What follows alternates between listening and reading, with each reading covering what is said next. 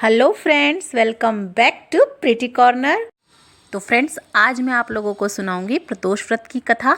साल में 24 प्रदोष व्रत आते हैं, अधिक मास हो तो 26 आते हैं। हर महीने के 2 प्रदोष व्रत आते हैं, एक शुक्ल पक्ष में और एक कृष्ण पक्ष में, यानी कि एक चांदन में और एक अंधेर में। आप दोनों व्रत भी कर सकते हैं, नहीं तो आप चाहें तो सिर्फ चांदन के भी कर सकते हैं। और जिस वार को व्रत पड़ता है उसी व्रत की कथा सुनी जाती है। जैसे अगर आपका व्रत मंगलवार को है तो उसमें मंगल प्रदोष या भूम प्रदोष की कथा सुनी जाएगी, और अगर बुधवार को पड़ रहा है तो उसमें बुध प्रदोष व्रत की कथा सुनी जाएगी। तो मैं आपको आज बुध प्रदोष व्रत की कथा सुनाऊंगी, लेकिन उससे पहले, और अगर आप चैनल पर पहली बार आए हैं तो प्लीज़ सब्सक्राइब कर दीजिएगा और बेल आइकन को भी प्रेस कर दीजिएगा। तो चलिए अब हम कथा को शुरू कर लेते हैं। कथा शुरू करने से पहले मैं आपको बता दूं कि प्रदोष का व्रत बहुत ही ज़्यादा उत्तम है। ये आपके सौभाग्य को बढ़ाता है, सुहाग को बढ़ाता है, घर में हर प्रकार की सुख शांति लाता है। और ऐसा कहा गया है कि शिव भगवान यानी कि भोले भंडारी सच में ही बहुत भोले होते हैं और थोड़ी सी ही पूजा से प्रसन्न होकर हमें उसका जो है फल प्रदान करते हैं। तो चलिए हम अब व्रत कथा शुरू कर लेते हैं। तो बोलिए ओम नमः शिवाय। बुध प्रदोष व्रत की कथा। बुध प्रदोष व्रत की कथा के अनुसार एक पुरुष का नया नया विवाह हुआ। विवाह के 2 दिनों बाद उसकी पत्नी मायके चली गई। कुछ दिनों के बाद वह पुरुष अपनी पत्नी को लेने उसके यहाँ गया। बुधवार को जब वह पत्नी के साथ लौटने लगा तो ससुराल पक्ष ने उसे रोकने का प्रयत्न किया कि विदाई के लिए बुधवार शुभ नहीं होता, लेकिन वह नहीं माना और पत्नी के साथ चल पड़ा।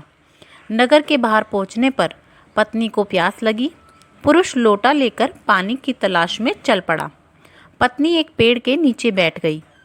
थोड़ी देर बाद पुरुष पानी लेकर वापस लौटा। तब उसने देखा कि उसकी पत्नी किसी के साथ हंस हंसकर बातें कर रही है और उसके लोटे से पानी पी रही है। उसको क्रोध आ गया।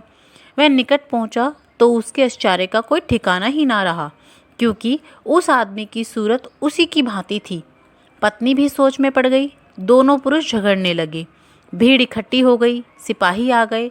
हम शक्ल आदमियों को देख वे भी आश्चर्य में पड़ गए। उन्होंने स्त्री से पूछा, उसका पति कौन है? वह कर्तव्य विभूड़ हो गई। तब वह पुरुष शंकर भगवान से प्रार्थना करने लगा, हे भगवान, हमारी रक्षा करें। मुझसे बड़ी भूल हुई है कि मैंने सास ससुर की बात नहीं मानी और बुधवार को पत्नी को विदा कर लिया। मैं भविष्य में ऐसा कदापि नहीं करूँगा। जैसे ही उसकी प्रार्थना पूरी हुई, दूसरा पुरुष अंतर्ध्यान हो गया।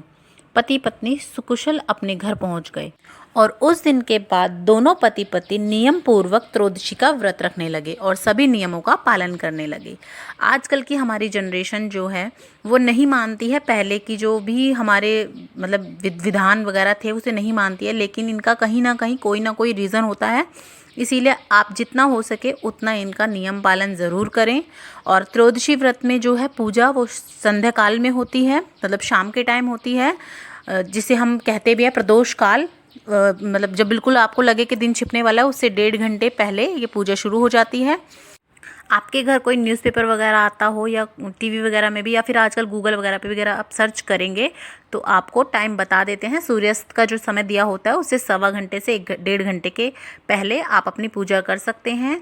हो सके तो शिव जी के मंदिर में जाके पूजा करें, नहीं हो सकता तो कोई बात नहीं, आप घर पर भी बहुत ही सरल तरीके से पूजा कर सकते हैं।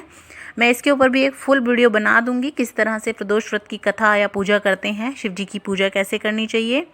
और अगर आपको मेरी वीडियोस पसंद आ रही हैं तो प्लीज़ लाइक और शेयर करना बिल्कुल भी ना भूलें।